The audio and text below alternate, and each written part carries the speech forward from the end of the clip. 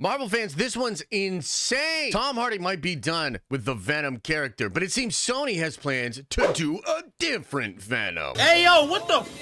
There are actual reports from insiders that Sony is developing an Agent Venom movie. And on top of that, it seems like they actually set it up in Venom 3. And in this video, I want to go over all of that and show you how they're cooking this up. And yeah, we should definitely be skeptic of it. I mean, Sony gonna Sony, you know what I mean? So we'll get into that. But also, you should watch this video because Flash Thompson Venom is actually dope as hell. And so I want to talk about why the character's so freaking cool, why maybe Sony should have just started with Flash Thompson Venom, and explain to you why I am kind of hyped up for them to do Flash Thompson Venom.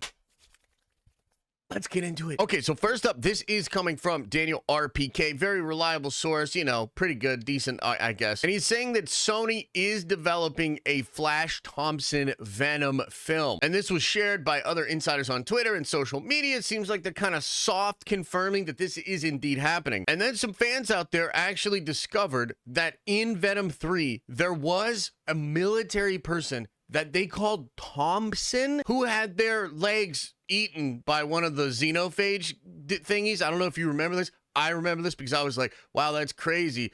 Man, they better not make that guy Flash Thompson. But alas, it seems like that is actually what they have going on. And remember, too, that the very last post-credit scene of Venom The Last Dance had a cockroach coming out and seemingly having a symbiote on it or bonded with it. And earlier in Venom The Last Dance, it is explained that that acid stuff would destroy everything except for cockroaches, that cockroaches can pretty much survive anything. They've been around for 250 million years. So it seems like a portion of the Venom symbiote is with that cockroach. It's almost like this is a metaphor for Sony and their Venom universe. Like, no matter what happens out there in the world, no matter what kind of toxic fan sources try to stop them, they're just gonna carry on like a goddamn cockroach. What the is that what they did? But now let me explain what Flash Thompson Agent Venom is in the comic books, why this character is so cool, and why we've actually seen 3 different versions of Flash Thompson in live action. Every single version of live action Peter Parker since the Sam Raimi things has had a version of Flash Thompson. Toby had one, of course. There's the famous "I Wouldn't Want to Fight Me Neither." Andrew Garfield had one, who he famously dunked on, I believe, in the second movie. And then Tom Holland's version of Flash Thompson is this guy, who is goddamn ridiculous. And the reason for this is that Flash Thompson is a big deal for Peter Parker. In the comic books, Flash Thompson is a bully to Peter Parker at school, but interestingly, Flash becomes a super big fan of Spider-Man. And so there is this really interesting dissonance within Flash Thompson as a character because he is clowning on the actual Spider-Man in school because he disrespects Peter Parker, and yet he idolizes who Peter Parker actually is as Spider-Man being a hero. Eventually in comic books, Flash Thompson realizes that Peter Parker is Spider-Man, just like he did in No Way Home. But in the comic books, this transforms Flash Thompson's character. He wants to become a hero and become a better person after realizing this. So he joins up in the military, becomes a war hero, but tragically loses his legs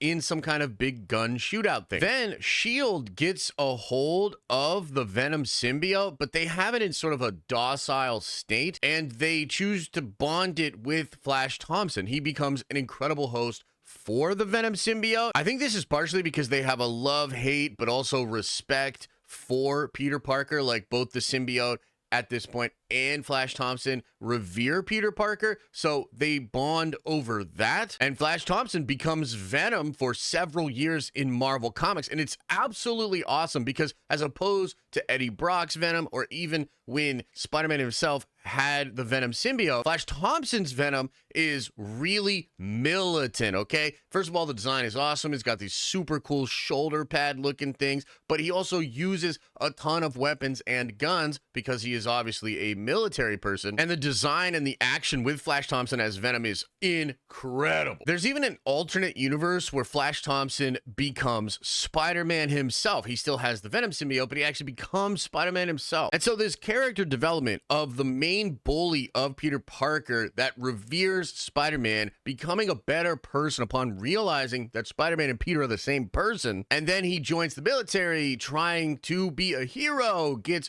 horribly wounded in a brave effort to save his comrades, only to then bond with this other organism that also has crazy history with Peter Parker, and they're both trying to kind of make up for that as being Agent Venom. It's freaking awesome. But this, of course, takes us to the main problem with this, because I've just explained what makes it dope in the comic books, but in Venom The Last Dance, Flash Thompson is seemingly just some random freaking guy on a military base that gets his legs torn off by a xenophage. And so it obviously lacks the character development and the emotional complexity of what was established in the comic books. But that sounds a lot like Sony. Now, look, man, I want to be fair here. I actually enjoy the Venom movies for what they are. They kind of feel like B cinema or B level comic book cinema that's still enjoyable to me, primarily just because I like watching Venom do Venom things. And at this point, Sony has proven, at the very least, that they can do some really fun stuff